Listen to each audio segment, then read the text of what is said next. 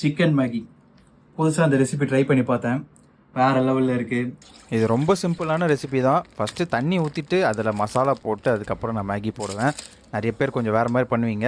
நான் எப்போவுமே இந்த மெத்தடில் தான் பண்ணுறேன்.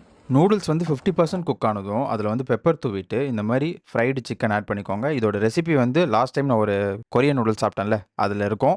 ஸோ அந்த வீடியோ பார்த்தீங்கன்னா உங்களுக்கே தெரிஞ்சிடும். சிக்கன் போட்டதுக்கப்புறம் ஒரு 1 மினிட் தான் குக் பண்ணேன்.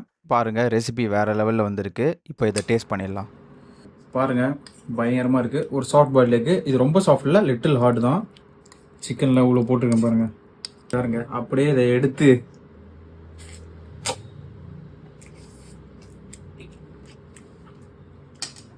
அல்டிமேட்டாக.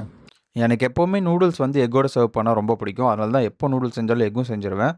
இதில் வர சிக்கன் நிறையா போட்டிருந்தேன்னா, ஸோ சிக்கன் ஃப்ளேவர் ஹெவியாகவே இருந்தது. இதை நீங்கள் எப்போவாவது மேகி செஞ்சிங்கன்னா அப்போ ட்ரை பண்ணி பாருங்கள். அடுத்த வீடியோவில் பார்க்கலாம். பாய்.